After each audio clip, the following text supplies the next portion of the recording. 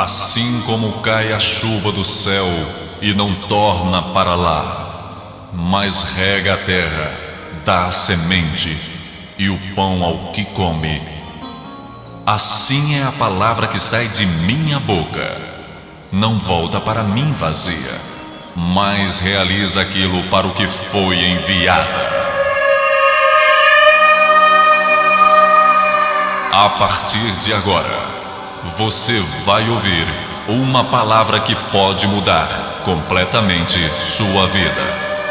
O vazio, a solidão, a angústia, a falta de paz. Tudo de ruim que sucede em sua vida nesta mensagem, Deus irá mudar e trazer até você paz, alegria, saúde e salvação eterna em Cristo Jesus. As páginas sagradas da Bíblia se abrem agora diante de você e através do missionário Deovan Lima, ouça uma palavra da boca de Deus.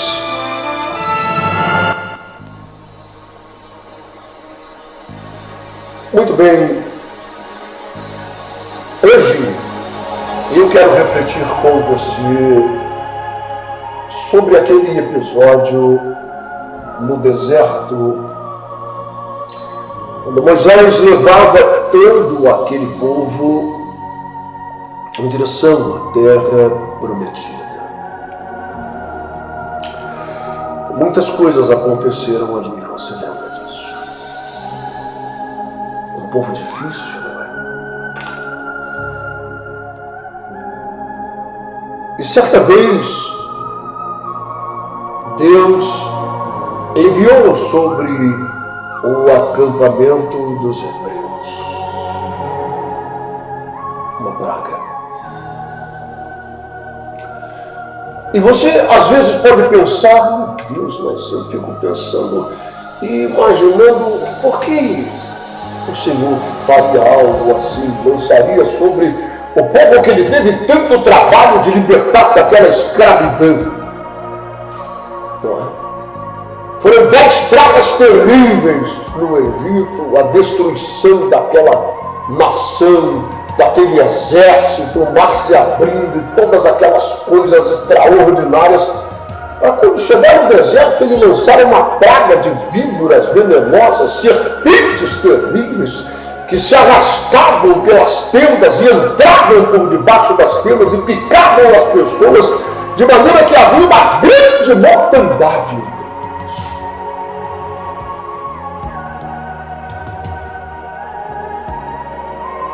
Sabe, eu às vezes percebo com tristeza a falta de conhecimento das pessoas sobre Deus. Quem Ele é realmente?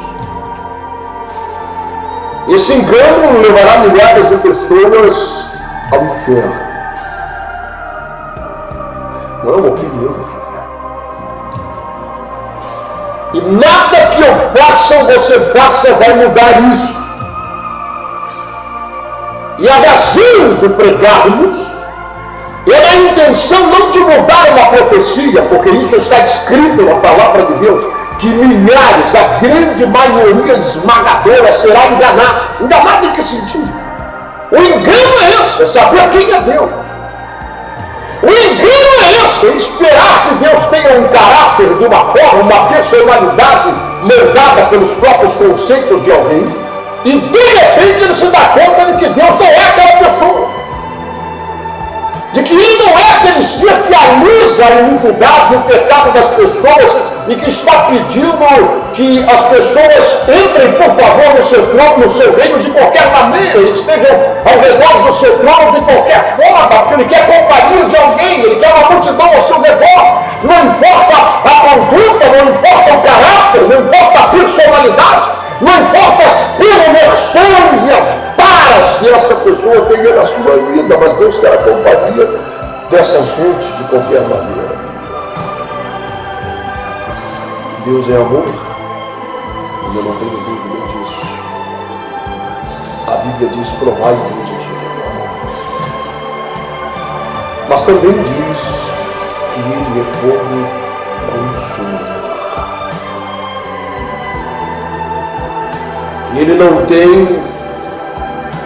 o justo por pecador, e Ele não tem o pecador por justo. De que Ele é um reto juiz, e de que há um julgamento aguardando a todos nós. Não podemos fugir disso. Aliás, a Bíblia diz, e Pedro falou isso, foi revelado a Pedro que o julgamento começa pela casa de Deus. E ele disse mais.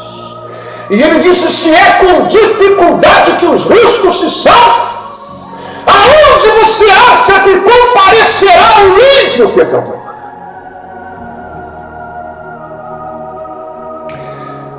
Hoje o Evangelho é pregado em sua maioria esmagadora de uma forma totalmente diferente. De forma que a imagem de Deus ela tem sido distorcida, o caráter e a personalidade de Deus tem sido maquiada. E se cumprindo assim as Escrituras, quando milhares de pessoas comparecerão diante dele enganadas, iludidas, e vão ranger os dentes apavoradas diante de uma realidade totalmente diferente que foi anunciada a eles.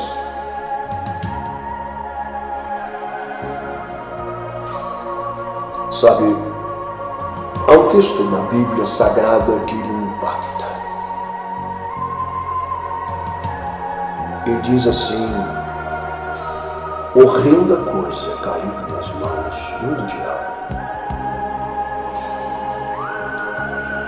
Cair nas mãos do diabo é uma coisa muito ruim, mas Deus pode te livrar.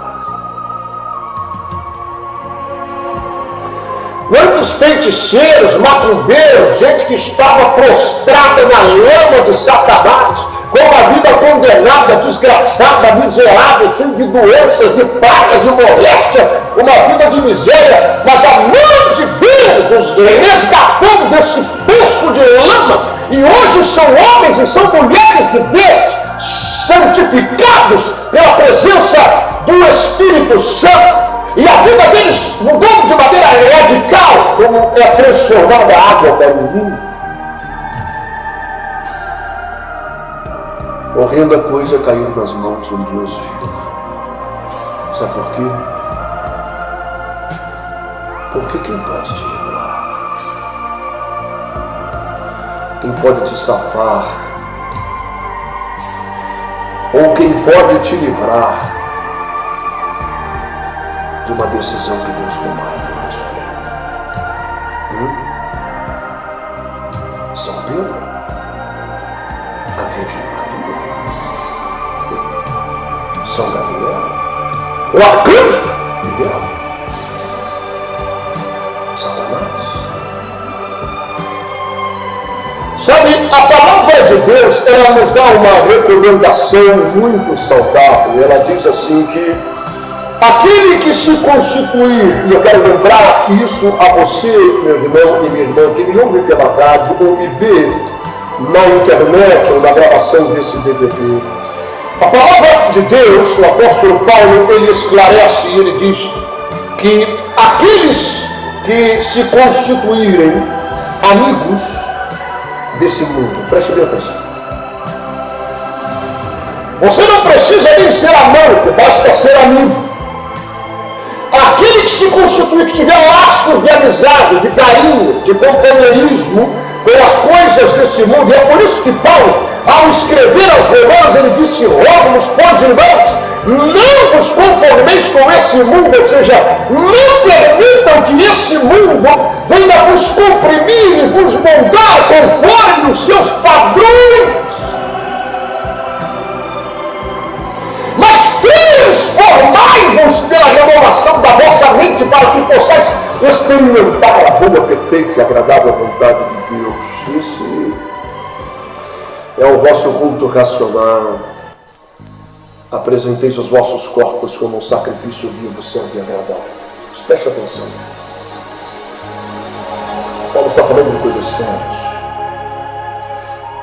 Que existem dois reinos, o reino das trevas e o reino dos céus. Aquilo que pertence a César e aquilo que pertence a Deus. Existem coisas, existem padrões, existem comportamentos, existem ritmos musicais, existem coisas que pertencem a César, que pertencem a Satanás, que pertencem ao reino das trevas. E Deus não quer essas coisas para si. Elas não podem ser transfiguradas de alguma forma, ou maquiadas e trazidas para a igreja do Senhor Jesus. Jesus disse: dai a César o que é de César e a Deus o que é de Deus. Ou seja, nós precisamos fazer discernimento entre o amado e o doce, entre o santo e o profeta, entre luz e treva, entre o diabo e Cristo, entre o reino dos céus e o reino das trevas. Nós não podemos mesclar essas coisas, nós não podemos misturá-las, porque se você tentar isso, é exemplo de milhares de pessoas espalhadas, meu irmão, por aí nessa terra. Eles não querem ir para o inferno, ninguém quer ir para o inferno. Ninguém quer ser mordido por víboras, ninguém quer ser amaldiçoado, ninguém quer ter uma vida de tormento, meu irmão, ninguém. Mas eles amam os prazeres dessa carne. Eles amam as coisas que o mundo tem para oferecer. E então eles tentam de alguma forma mesclar as coisas e começam a chamar aquilo que é profano de santo, e começam a chamar aquilo que é amargo de doce, e começam a chamar aquilo que é treva de luz. Sabe, Paulo, ele disse que aquele que quiser se tornar amigo das coisas desse mundo, fica à vontade, todos são livres para fazer o que quiserem. Porém, todavia, é necessário que você saiba que ao fazer isso, você se constituiu como inimigo de Deus. Missionário, o senhor está bravo hoje?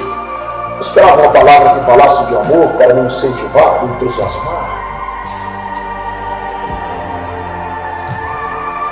Sabe, não há nada melhor para a sua vida do que o Espírito de Deus falar ao seu coração e te exortar a você e a mim, para que venhamos abrir os nossos olhos e não estejamos entre os milhares enganados, e venhamos entrar no reino dos céus, e venhamos entender quem é Deus, que há uma justiça. Jesus disse: buscai em primeiro lugar o reino dos céus e a sua justiça. Ou seja, a coisa não é de qualquer forma, não é de qualquer maneira. Existe um reino, esse reino, e esse reino é Deus, o Todo-Poderoso.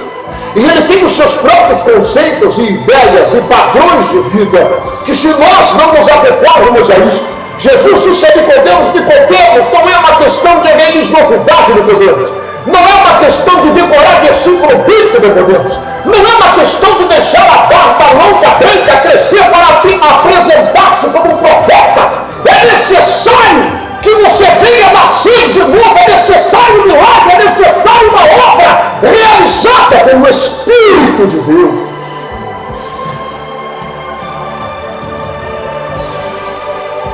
Então Paulo disse que aquele que tiver laços de amizades com esse mundo, seja ele um apóstolo, seja ele um missionário, um pastor, um bispo, uma bispa, seja quem for,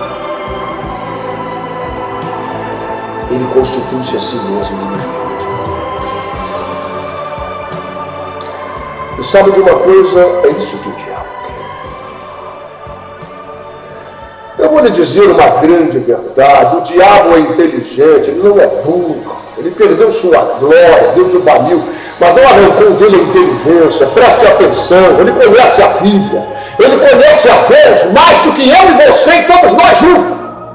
Ele estava lá, ele andava entre as pedras afogueadas, era o querubim da guarda do louvor de Deus, ele sabe quem é Deus.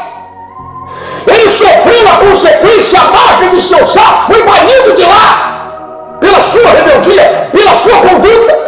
Ele sabe que a coisa é séria. Ele sabe que Deus não é homem para mentir, nem filho do homem para voltar atrás. A palavra dele, seja por quem for,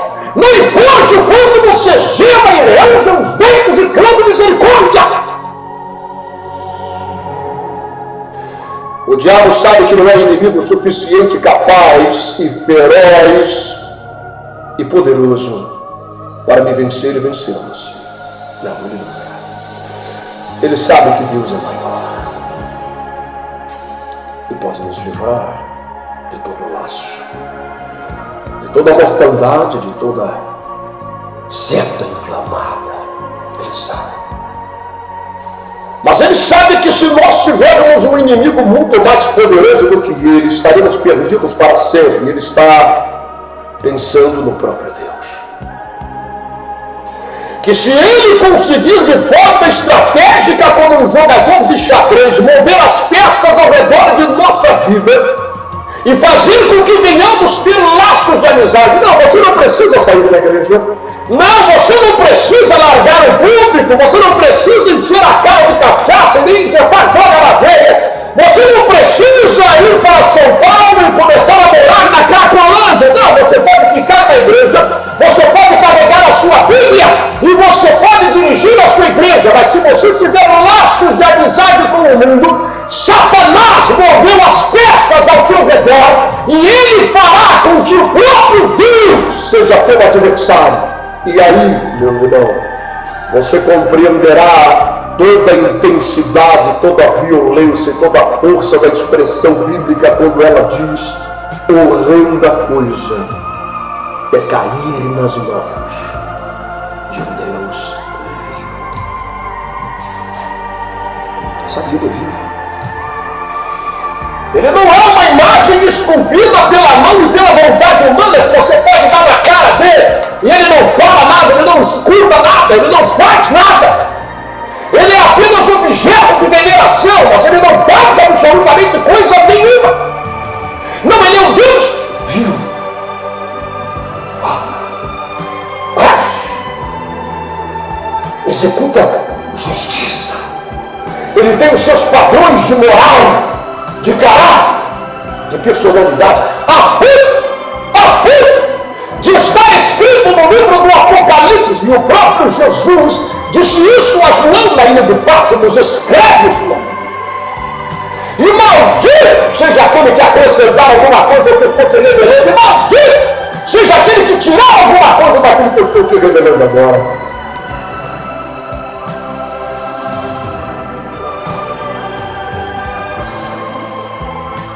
Ninguém vos engana, nem os sodomitas, nem os efeminados, nem os bêbados, nem os idólatras, nem os avarentos.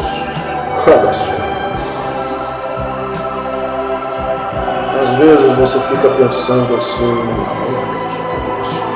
só porque eu sou controlado, só porque eu sou o vulgo mão de vaca, só porque eu não quero contribuir com nada que diz respeito à obra de Deus, eu acho que esses pastores são tudo ladrão, e eu sou um cara controlado, eu já tenho um monte de dívida, tenho que pagar água, tenho que pagar luz, tenho que pagar meu carnê da Casa Bahia, eu tenho que pagar as minhas dívidas do cartão de crédito. Esse cara fica pedindo oferta só porque eu sou um sujeito controlado. Eu não vou entrar no reino dos céus.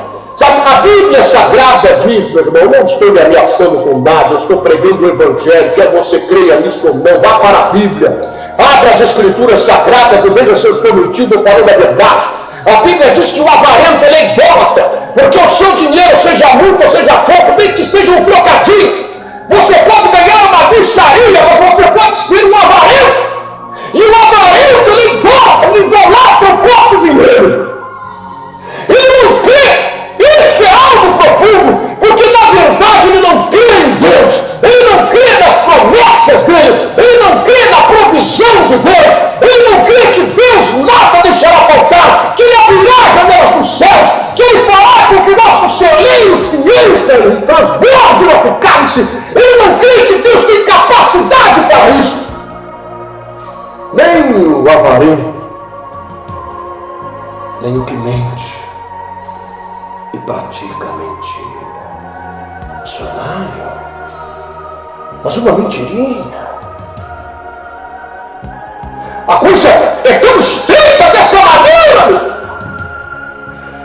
Meu irmão, minha irmã, eu acho que a coisa é séria. Talvez seja por isso que a Bíblia diz que poucos vão conseguir entrar. Talvez seja por isso que Pedro disse: o julgamento vai começar pela casa de Deus. Isso é com dificuldade que o justo se salva. Veja, é com dificuldade que o justo consegue se salvar. Por ser estreita e apertada a porta, disse Jesus, porfiai. Ele disse isso. Porfiai é lutar, batalhar, guerrear. Porfiai por estar nesse caminho, por entrar nessa porta. Porque largo e espaçoso é o caminho que leva à perdição. Mas uma mentirinha, missionário, não é possível, eu não consigo acreditar, eu não posso, às vezes eu tenho que mentir. Sabe, eu vou lhe dizer uma coisa, eu não quero que você fique magoado nem magoada comigo e achar que eu estou sendo agressivo com você, não pense assim. Sabe, eu preciso falar a verdade, eu não posso mentir. Para o bem da minha própria alma. Se eu não falar aquilo que o Espírito Santo coloca em meu coração, por uma razão ou por outra, por uma conveniência ou por outra, eu estarei perdido, então não é legal. Mas você que tem sempre o costume de mentir, seja do que for. Eu quero dizer a você que o pai da mentira é o diabo. A mentira é filho de Satanás. Assim como a verdade é filho de Deus. Jesus disse, eu sou o filho de Deus. Satanás tem um filho, uma filha, chamada mentira. E eu pergunto a você, quem é a mãe? Não sei.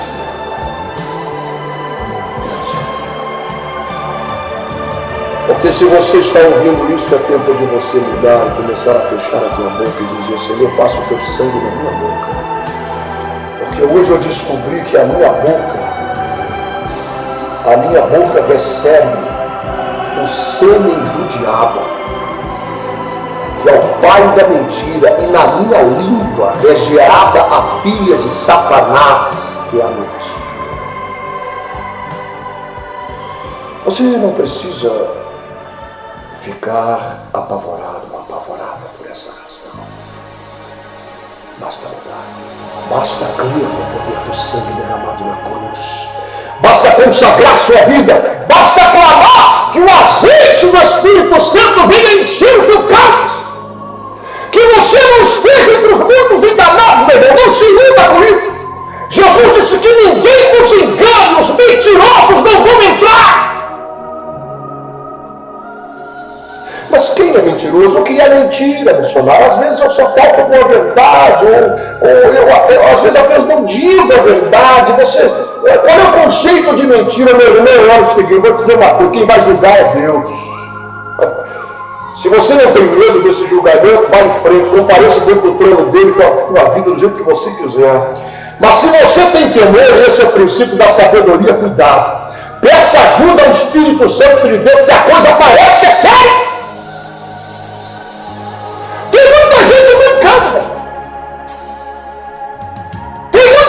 Que simplesmente parou de ler a Bíblia.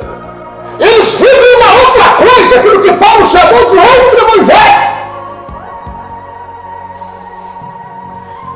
E Deus lançou aquelas víboras no acampamento por causa da iniquidade daquela gente, por causa do pecado, da murmuração. E ele lançou aquela maldição, e as víboras vieram e começaram a picar aquela gente, começaram a morrer crianças, jovens, velhos e mulheres, e aquela gente morrendo, e eles foram a Moisés e disseram, Moisés, clama a Deus, para que ele tenha misericórdia, senão todos nós vamos ser dizimados. Nós reconhecemos o nosso pecado, reconhecemos os nossos erros, clame a Deus, porque nós entendemos agora que somente Ele pode nos livrar. Nós estamos cansados de matar cobras com pedaços de metal e pedra, mas quanto mais a gente mata, mais aparece. E nós chegamos à conclusão de que só Deus pode nos dar o livramento. E Moisés Moisés clamou a Deus, e Deus disse a ele: Moisés, faça uma víbora, uma cobra, uma serpente, faça de bronze, e faça o corpo dessa serpente enroscado em uma haste. E levante essa haste com essa serpente de bronze enroscada nela no meio do deserto. E será que todo homem picado por essas víboras, por essas serpentes venenosas, todos que vierem me olharem para essa serpente serão curados? Sabe, nós que conhecemos hoje tudo que sucedeu após isso e temos narrado na Bíblia, sabemos que as coisas que sucederam com esse povo no deserto eram sombra daquilo que haveria de se revelar e de se cumprir em Cristo Jesus. Sabemos disso. E Jesus certa vez fez uma declaração, ele disse: assim como Moisés levantou a serpente no deserto. Veja isso. Ele estava falando da sua crucificação. Ele disse: assim como Moisés ergueu a serpente no deserto, importa que o Filho do Homem seja levantado entre o céu e a terra. E quando eu for levantado, a todos atrairei.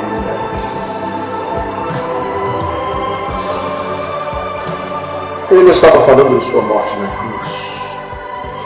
E ele está trazendo uma profunda revelação, dizendo que aquela história da serpente de bronze era uma revelação profética. E que Deus estava ilustrando para aquele povo uma verdade que iria se cumprir por intermédio de Jesus, quando ele estivesse naquela cruz. Quando ele estivesse morrendo lá.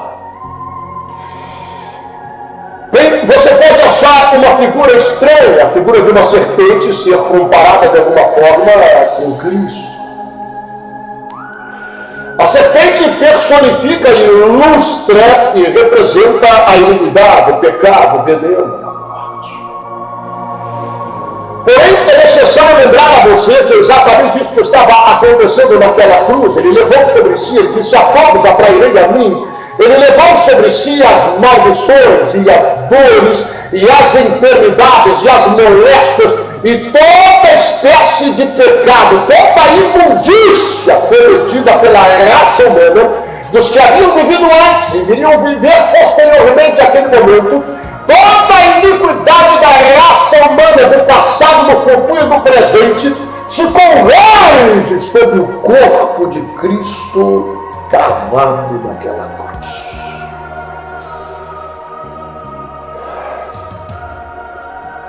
Não haveria uma figura que personificasse isso melhor do que uma serpente. Até o Pai se afastou dele, que ele ergue seu corpo na cruz e grita: Eloi, Eloi, lama sabachthani, Deus meu, por que me desamparaste?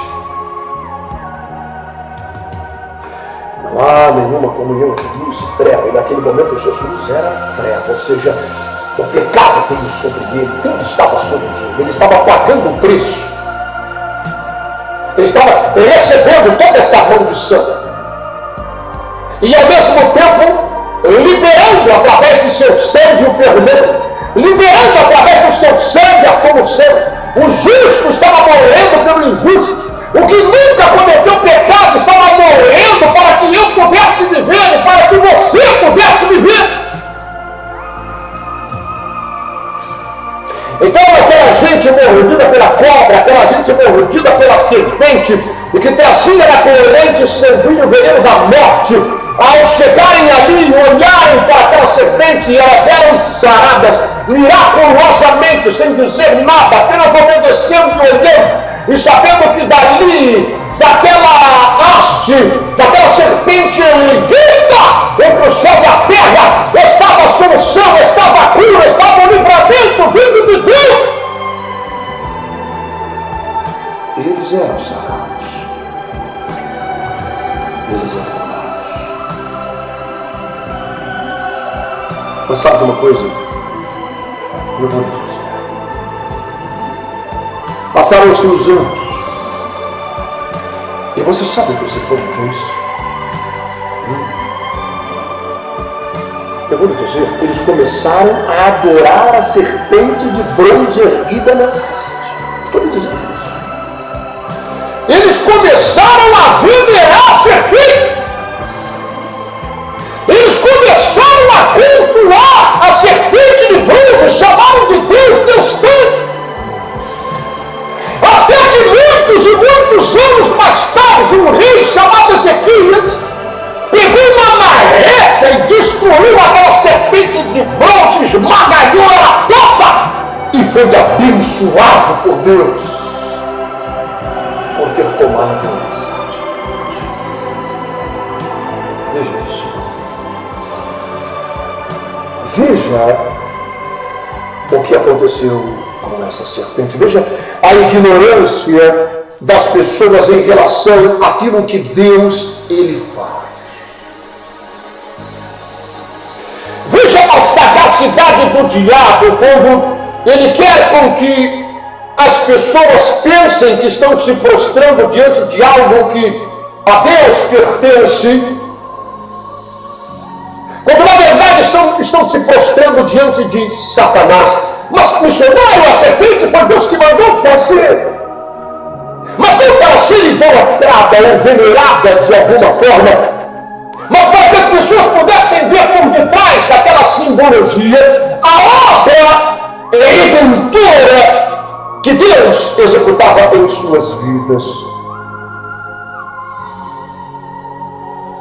Sabe, e hoje a coisa toma proporções avassaladoras. Mas como assim? A serpente já foi esmigalhada pelo rei, destruída. E Deus abençoou esse rei por ter feito isso, por ter colocado um fim naquela idolatria.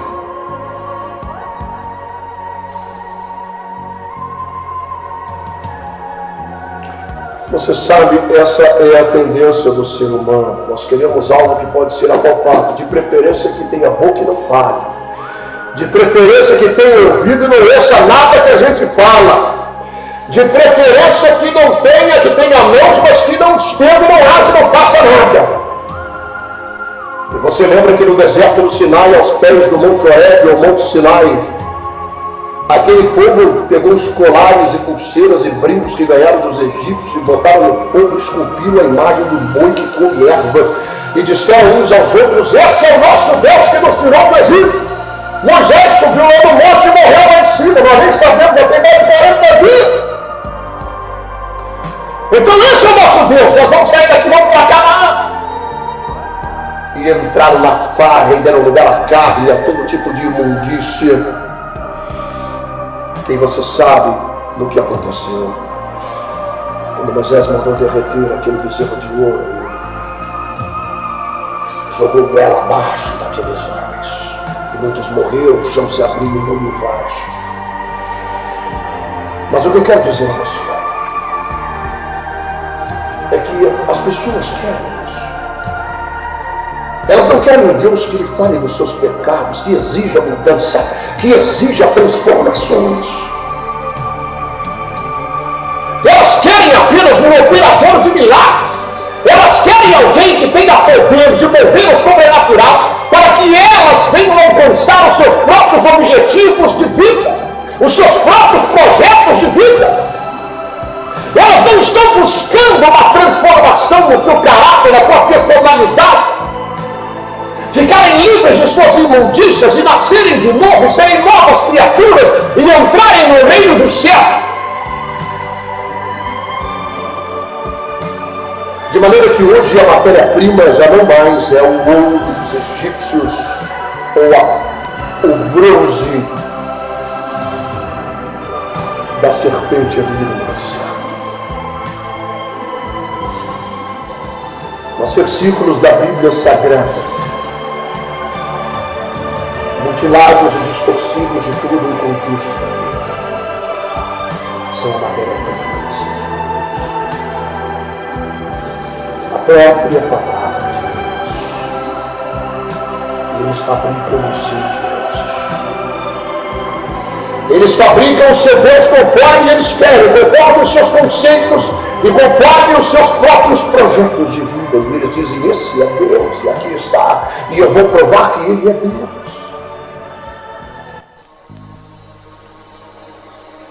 Existem formas eficazes de fazer com que a fé das pessoas venha se desabrochar. Isso não é errado. Porque nós vivemos em um mundo físico e Deus em um mundo espiritual. Para que haja um elo entre essas coisas, muitas vezes é necessário que aquilo que é espiritual se torne físico para que possamos tocar. Lenços e aventais eram levados ao corpo do apóstolo Paulo e lançados sobre os endemoniados e lançados sobre os enfermos. Eles eram curados e os demônios saíam de suas vítimas pela unção que havia sobre o corpo do apóstolo Paulo. A sombra de Pedro projetada pelo sol, os enfermos eram colocados para que a sombra passasse por cima e eles eram curados, senão não seriam colocados ali. E tudo que ligado na terra também é ligado no céu. O azeite é algo físico, apalpável. Podemos tocar e tem uma representação espiritual. Por isso o Senhor manda ungir as pessoas, que se derrame azeite. É algo físico, no mundo físico, que tem uma ligação no mundo espiritual. O vinho e o pão são elementos físicos e apalpáveis, e nós podemos sentir o gosto, mas que, ao serem consagrados, estão diretamente ligados ao mundo espiritual, e eles representam o corpo e o sangue de Cristo derramado. A água do batismo não há poder na água, e nem os seus pecados escorrem para a água, mas é uma representatividade, como disse o apóstolo Pedro. Não é o despojamento da imundícia da carne, mas a prova de uma boa consciência para com Deus do que aconteceu em sua vida, de que ele é uma nova criatura, de que ele emerge dessa água, simbolizando o que aconteceu no passado, nos dias de Noé, que havia milhares de corpos espalhados na água. Através de Cristo temos uma nova vida, em nome do Pai, do Filho, do Espírito Santo. O Filho, o Pai fez uma obra, o Filho fez uma obra na sua morte, e por isso somos sepultados na água, e ao sairmos dessa água, é a obra do Espírito Santo transformando nossa vida em novas criaturas. Mas muitas pessoas acabam pegando esses objetos, os lenços, os aventais, e o óleo, e o pão, e o vinho, ou qualquer outra coisa. A gente usando até o sal e a arruda, o sal grosso e tantas coisas, e elas começam a enfatizar poder a estes objetos,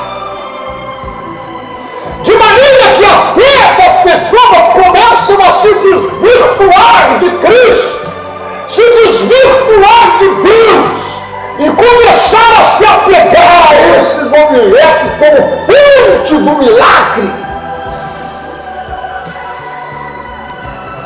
Toda espécie de idolatria, Jesus disse, os idólatras não entrarão nos céus. Meu tempo acabou. Poderíamos falar mais umas 2 horas sobre esse assunto, mas o Espírito Santo lhe há de acrescentar no seu coração. Deus abençoe. Fica na paz.